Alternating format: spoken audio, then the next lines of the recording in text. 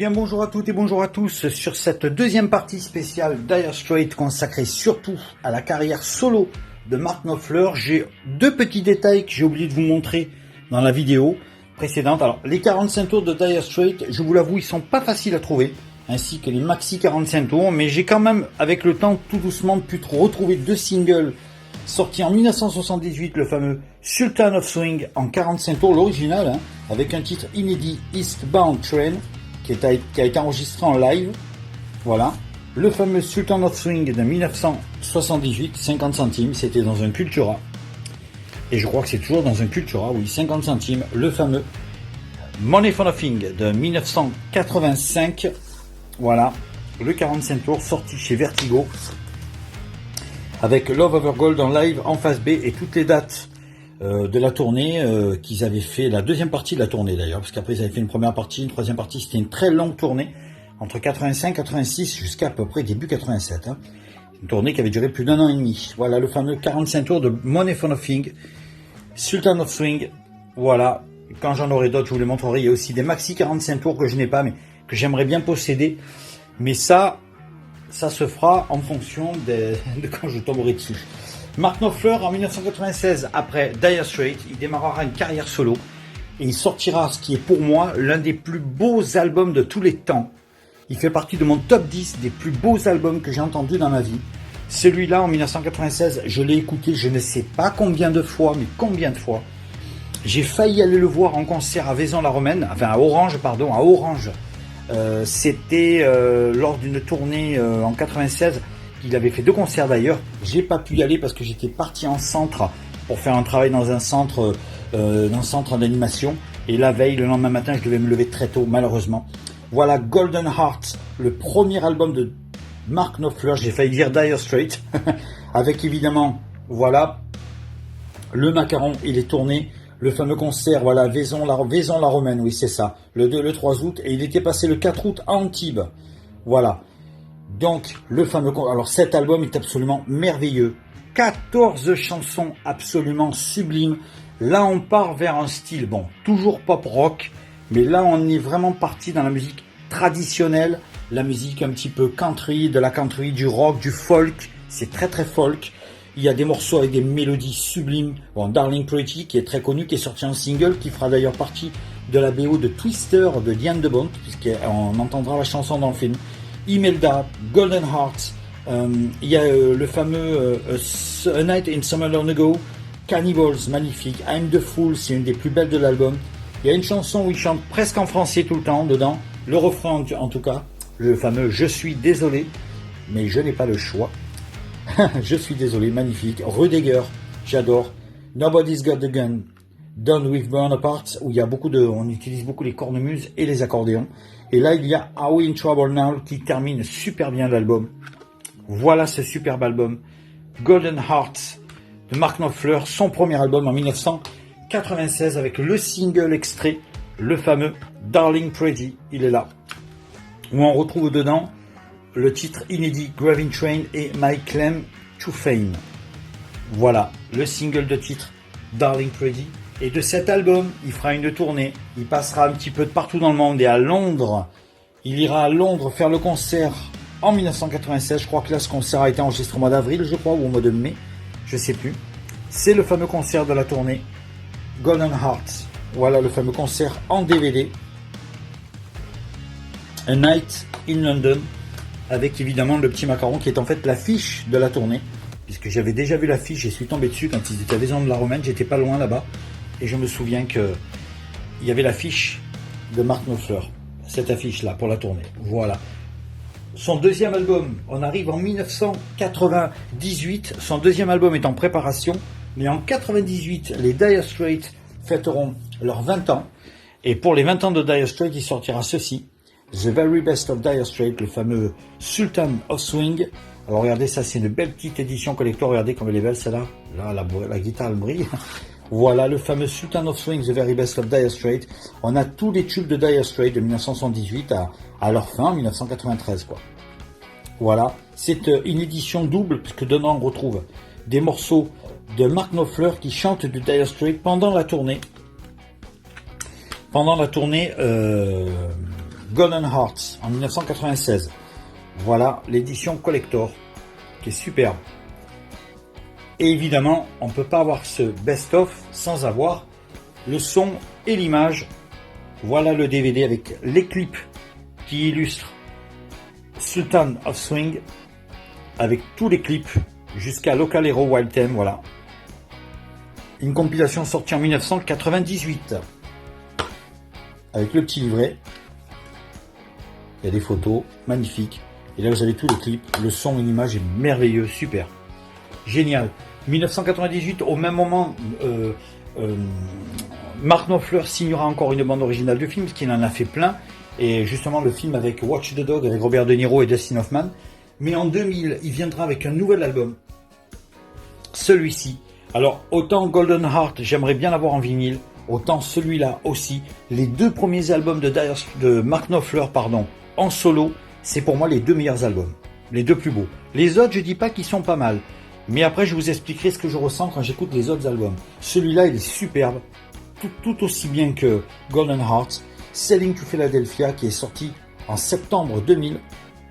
Voilà, Mark Knopfler, le nouvel album du leader de Dire Straits avec le single What It Is, magnifique. Sailing to Philadelphia, Who's Your Baby Now. Tout l'album est très beau. Tout l'album est merveilleux.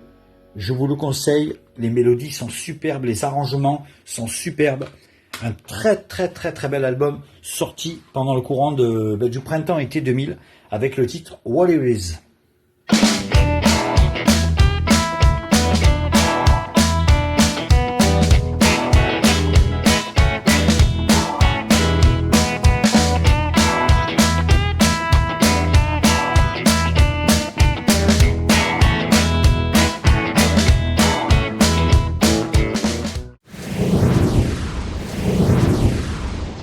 À partir de là, Mark Knopfler sortira un album quasiment tous les 2 ans et il aura un rythme infernal puisque tous les 2 ans il nous livrera un nouvel album.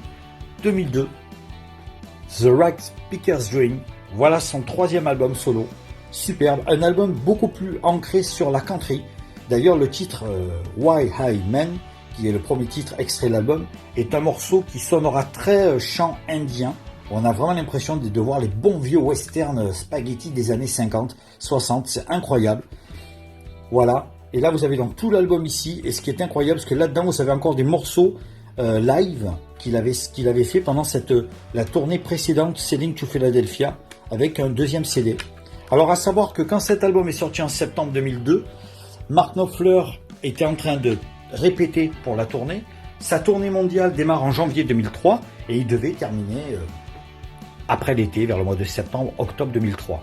Malheureusement, 2 mois et demi, 3 mois après le début de sa tournée, Mark Knopfler est victime d'un accident de moto, puisqu'évidemment il possède une moto, bien sûr. Alors je ne sais pas si c'est lui ou si c'est quelqu'un qui lui a rentré dedans, mais bon, il a été vraiment blessé, avec plusieurs côtes cassées, bref, il a été en rééducation pendant pratiquement 6 mois, et malheureusement sa tournée, Right Picker's Dream Tour, en 2003, stop net. Donc toutes les dates qui étaient prévues pendant le printemps-été, et Dieu sait s'il y en avait, elles ont été toutes annulées, puisque Mark Knopfler évidemment était en rééducation. Il était malheureusement en piteux état, et il se sentait pas de partir en tournée. Malheureusement cette tournée aura duré 2 mois tout cassé entre janvier, février et mars. Voilà. Du coup, pendant cette période, évidemment, on ne peut pas l'arrêter. Il va continuer à composer des morceaux, à composer et à écrire.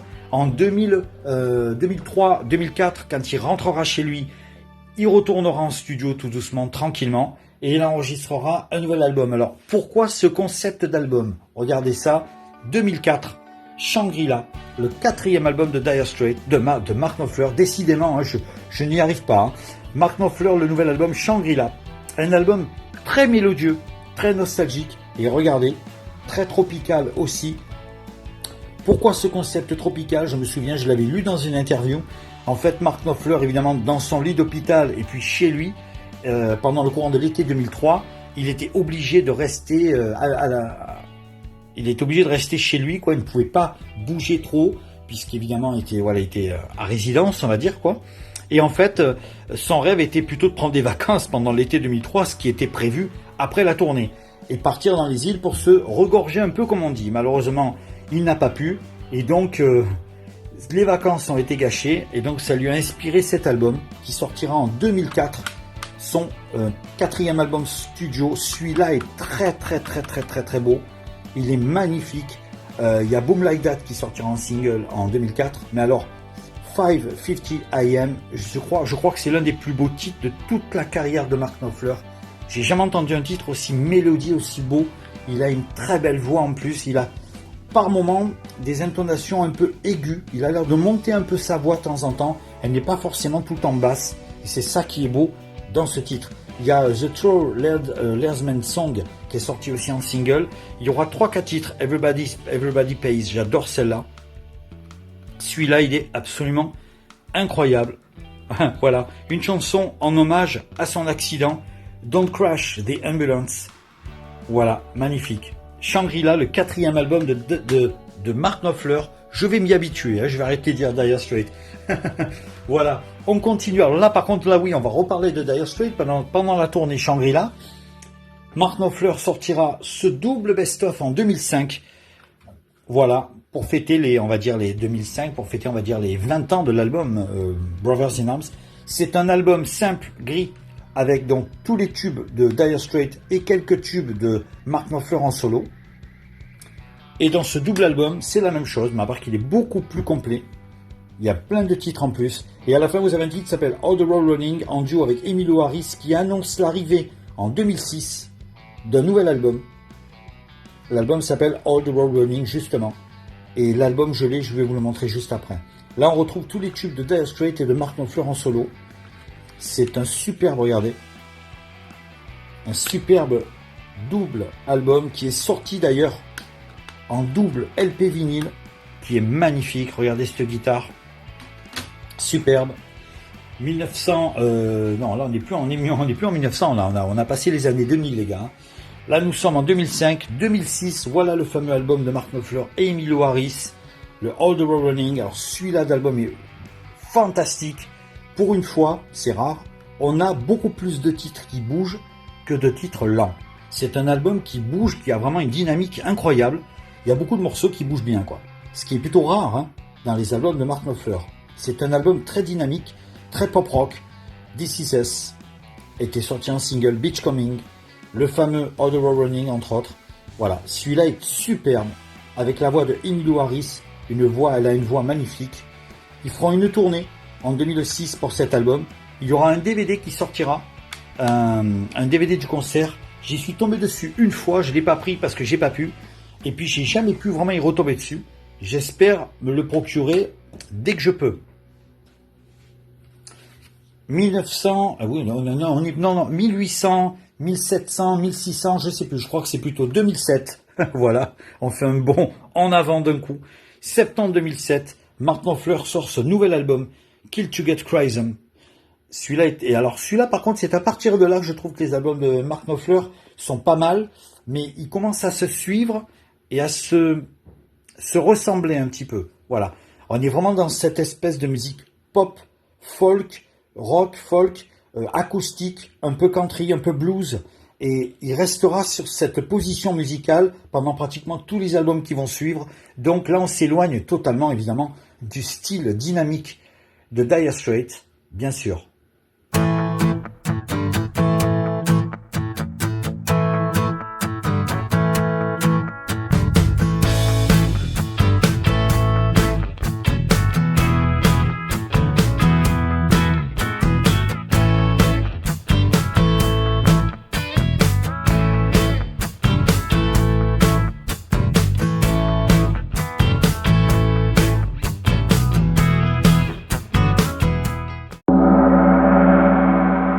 Cet album, justement, voilà, il est là en édition cartonnée, superbe. Il y a un DVD dedans où il y a Mark Knopfler en studio. Je crois qu'il s'ouvre de ce côté. Voilà. Il est en studio et il enregistre l'album. On le voit pendant les sessions d'enregistrement. C'est un très très bel album, et c'est vrai que là, à partir de là, il y a ce côté folk, rock, et après, à partir de là, Mark Knopfler fera des albums qui seront pratiquement toujours dans la même trempe. 2007, donc il fera une tournée en 2008. 2009 sortira Get Lucky, qui est très très bien aussi, dans la lignée de Get to Get Raisin, pareil. Très bon album où il alterne à la fois les slows et les chansons rapides. Très très bel album aussi. Voilà, je vous le montre. Regardez ça. Superbe. Le visuel est absolument incroyable. Celui-là, il date de 2009, septembre 2009. 2 ans après. Il continue. Alors là, il mettra 3 ans puisqu'il fera une petite pause entre 2010 et 2011 pour préparer ce nouvel album qui sera un double album, le fameux Privateering. Mark Knopfler avec cette pochette incroyable et ce camion avec cette couleur turquoise et puis ce côté un petit peu rouillé justement. On est vraiment dans un garage quoi, abandonné je pense. Il y a un petit chien juste à côté. La pochette est incroyable et c'est un double album carrément. Il nous sert carrément un nouvel album, mais un double album. La poignée toute rouillée, les bobines d'enregistrement, les masters comme on dit.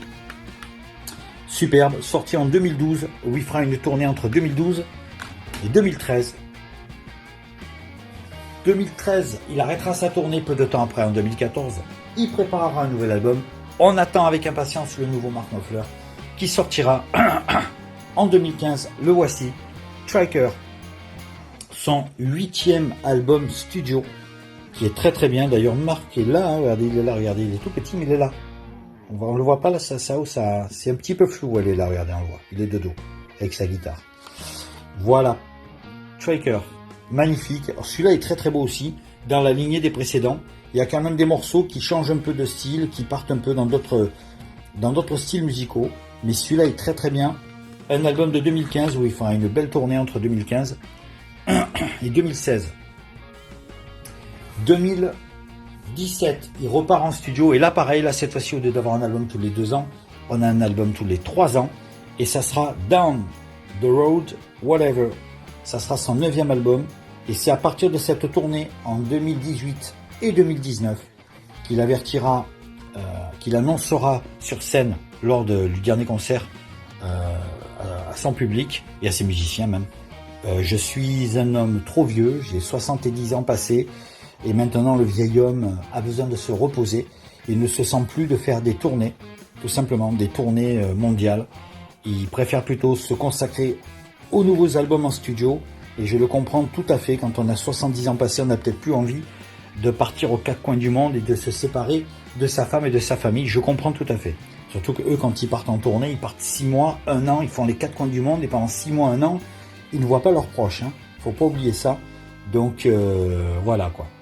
Cet album est absolument incroyable. C'est un album qui se rapproche plus cette fois-ci du son Dire Straits, Trapper Man, Back of the Dance Floor. Voilà, là on retrouve l'âme un peu de Dire Straits qui revient à la charge, comme on dit, dans cet album de 2018, Down to the Road Whatever.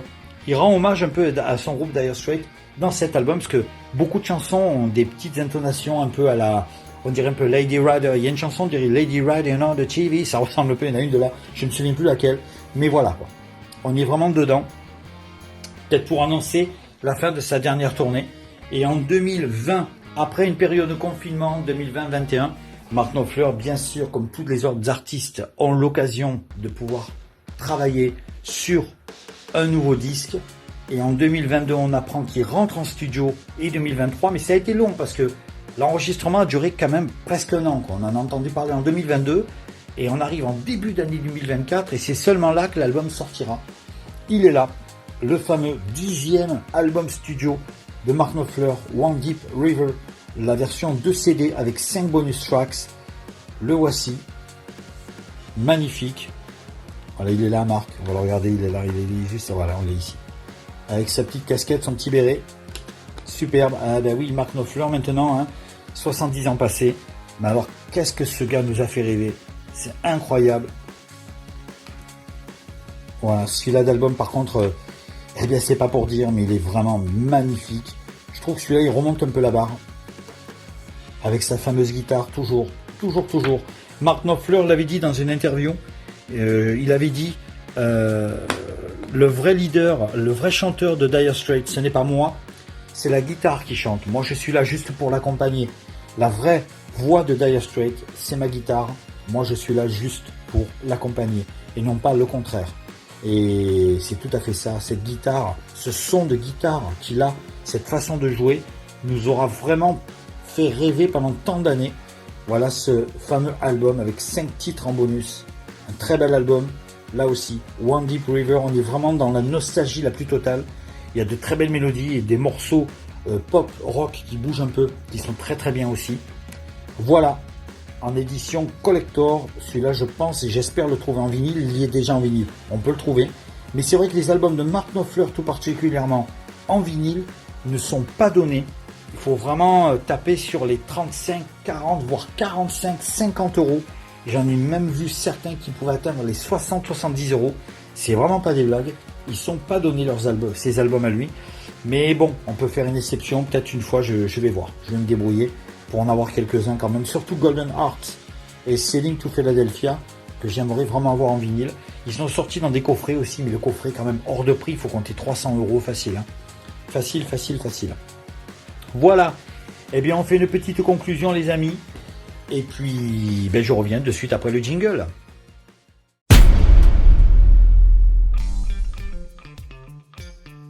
Et bien voilà, j'espère que cette vidéo sur Dire Straits et Mark Knopfler vous a plu. J'ai un petit truc à vous montrer qu'un ami m'avait offert en 1997. Un ami qui s'appelle Gilou, si tu te reconnais. Gros bisous. Voilà, je l'ai encore regardé, il est là. Hein. Le calendrier 1997 de Dire Straits. Regardez comme il est beau. Pas facile à retrouver celui-là, hein. Pas facile du tout. Et à l'arrière, il y a les photos. Et je vais vous montrer l'intérieur. Allez, on y va. Le mois de janvier.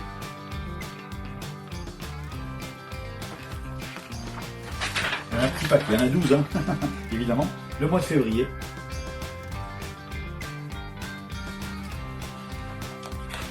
Le mois de mars. Le mois d'avril. Super photo en noir et blanc. Le mois de mai. Hop là, on reste tranquillement. C'est du papier glacé, hein, c'est tout brillant. Le mois de mai. Tout en marron. Ensuite, le mois de juin. Le mois de juillet.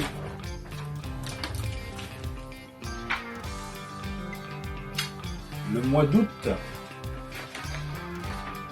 Alors là, on a le bassiste John Isley, le bassiste de Dire Straits. Ensuite, on arrive au mois de septembre. Mark Knopfler avec ses bandeaux autour de la tête et autour des poignets. Époque Brothers in Arms. Super photo en noir et blanc avec son bassiste, donc au mois d'octobre. Le mois de septembre, c'est fait. Octobre, novembre. Regardez cette guitare comme elle est superbe. Elle est magnifique ça. Voilà. Et au mois de décembre, on finit avec cette image et le bandeau rouge. Et voilà. Donc je vais le reposer là. J'espère que ce petit calendrier vous a plu. Voilà, je l'ai retrouvé. Hein, je ne l'ai pas jeté. Au contraire, surtout pas. Je le garde, c'est collector, j'adore ce calendrier, je ne m'en lasse pas. Merci Gilou. Et quant à moi, je vous laisse juste après pour cette vidéo. Je vous souhaite un très très bon week-end et je vous dis à vendredi prochain, 20 h pour une prochaine vidéo. Salut les mads.